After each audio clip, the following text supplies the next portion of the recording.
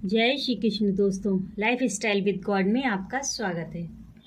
दोस्तों, जब अर्जुन ने अपने आप को भगवान के सामने पूरी तरह समर्पित कर दिया, एक तरीके से उन्होंने भगवान के सामने सरेंडर किया और भगवान से कहा कि मैं बिल्कुल भी नहीं समझ पा रहा हूँ कि मेरे लिए क्या सही है।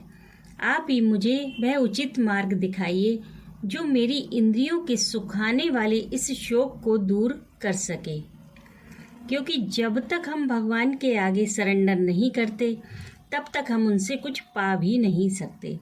इसलिए हमें हमेशा एक निश्चल और निर्मल मन लेकर और अपने मन का अहंकार का त्याग करके भगवान के सामने जाना चाहिए, तभी हमें उनका सही मार्गदर्शन प्राप्त होगा।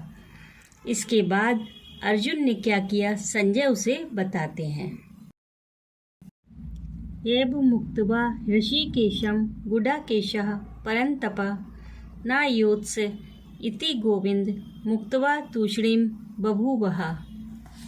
दूसरे अध्याय के 9वें श्लोक में संजय धृतराष्ट्र से कहते हैं कि हे राजन, निद्रा को जीतने वाले अर्जुन अंतर्यामी श्री कृष्ण महाराज के प्रति इस प्रकार कहकर फिर श्री गोविंद भगवान से युद्ध नहीं करूंगा यह स्पष्ट कहकर चुप हो गए।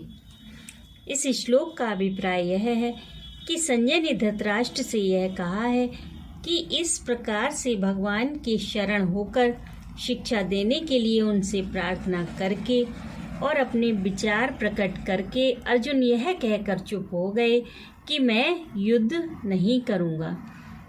यहाँ पर गोविंद शब्द का अर्थ है कि चूंकि वेद वाणी के द्वारा भगवान के स्वरूप की उपलब्धि होती है, इसलिए उनका नाम गोविंद है। गीता में भी भगवान श्री कृष्ण ने स्पष्ट कहा है कि संपूर्ण वेदों के द्वारा जानने योग्य मैं ही हूँ। इस प्रकार अर्जुन के चुप हो जाने पर भगवान श्री कृष्ण ने क्या किया, इस जिज्ञासा पर संजय कहते हैं। तमुवाच ऋषिकेशः प्रहसन्नेव भारता सेनयोरुभयोर्मध्ये विषीदन्तमिदं वचः। दूसरे अध्याय के 10वें श्लोक में संजय धृतराष्ट्र से कहते हैं कि हे भरतवंशी धृतराष्ट्र, अंतर्यामी श्री कृष्ण महाराज दोनों सेनाओं के बीच में शोक करते हुए उस अर्जुन को हंसते हुए से यह वचन बोले। इस श्लोक में संजय ने यह भाव दिखलाया है कि जिन अर्जुन ने पहले बड़े साहस के साथ अपने रथ को दोनों सेनाओं के बीच में खड़ा